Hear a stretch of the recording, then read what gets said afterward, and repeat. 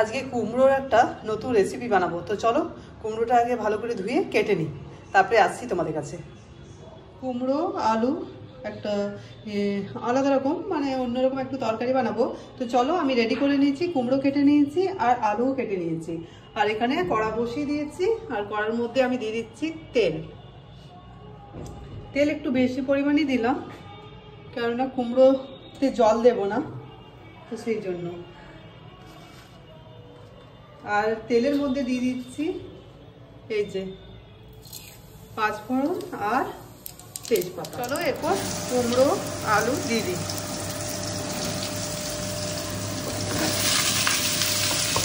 এখন নুন দেবো না, একটু ভেজে নিই কুমড়ো, তারপরে নুন দেবো। তাহলে কুমড়োটা ভাজাটা কীরকম হয়। আর নুন দিলেই তো জলে ভর্তি হয়ে যাবে, জল বেরিয়ে যাবে অনেকটা। বললাম ভর্তি হয়ে যাবে সত্যি।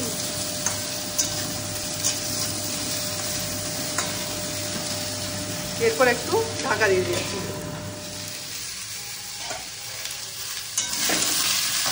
ঠিক আছে, কুমড়োটা ঠিক ভাজা ভাজা হচ্ছে।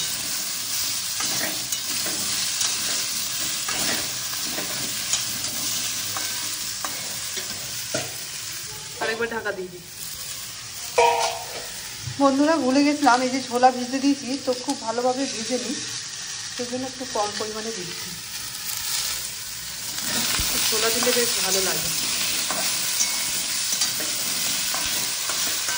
আর ওখানে হয়ে যাবে, ওখানে সেদ্ধ হয়ে যাবে। চলো এরপর নুন দিয়ে দিচ্ছি পরিমাণ মতো, আর দিয়ে দিলাম হলুদের গুঁড়ো আর লঙ্কার গুঁড়ো সামান্য পরিমাণে।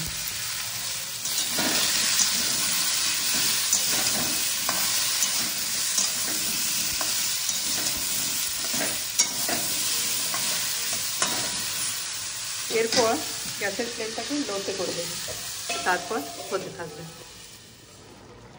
এই দেখো কত সুন্দর জল বেরিয়েছে। হ্যাঁ, সেদ্ধ হয়ে গেছে। আলুটা দেখি, আলুটা একটু বেরিয়ে আসছে। আলুটা অনেক ছোট ছোট করে কাটলাম, তবুও আচ্ছা একটু হয়ে যাক, আর জলও আছে, একটু কমে যাক। চলো দেখা যাক বন্ধুরা।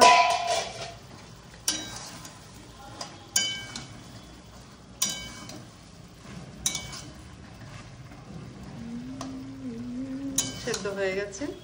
কাঁচা লঙ্কা দিতে ভুলে গেছিলাম, এই দেখো দুটো কাঁচা লঙ্কা কেটে দিয়ে দিলাম।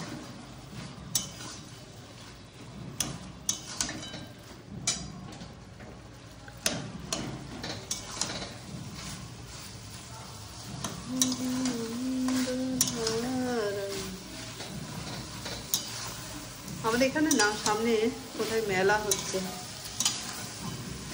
মেয়ের এক্সাম চলছে তো, তাই এখন বেরোয়নি। এমনি এখান থেকে বুঝতে পারছি এটা একটু টক ঝাল মিষ্টি হবে, এই জন্য কাঁচা লঙ্কা বেশি করে দিলাম।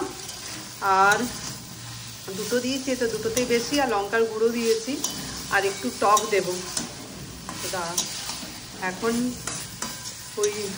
এখন ভাজা মশলাটা আমি দিচ্ছি।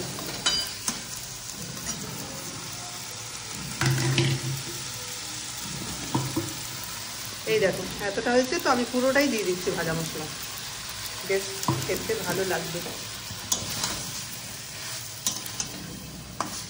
তোমরা যদি কুমড়োর তরকারি বানাও তো এই ভাজা মশলাটা অবশ্যই দেবে।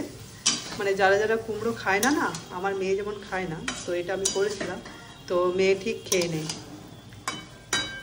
একটু আলাদা রকম গন্ধ হতো। এই ভাজা মশলাটা আমি কিভাবে বানালাম আর এর মধ্যে কি কি দেওয়া আছে, তো চলো তোমাদেরকে আমি দেখিয়ে দিচ্ছি। আর এই ভাজা মশলাটা দিয়ে কুমড়োর তরকারি বানালে সত্যি তোমরা খেয়ে দেখবে, অসাধারণ হয়েছিল খেতে, আর খুব সুন্দর হয়েছিল। তোমরা একবার বানিয়ে দেখো। এই মশলাটা দিয়ে একটু ঢাকা দিয়ে দিই, যাতে মিশে যায় একটু মশলাটা।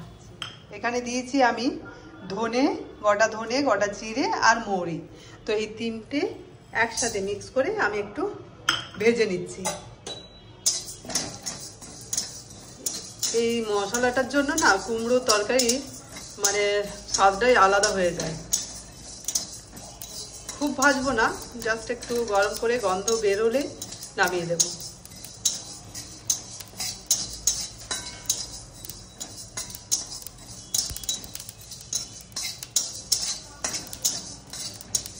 চলো, হয়ে গেছে। ঠান্ডা হয়ে গেলে মিক্সারে পিষে নেব।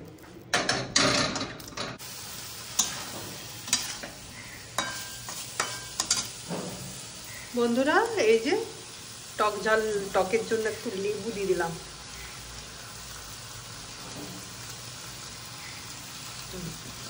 বেশ ভালো লাগে খেতে।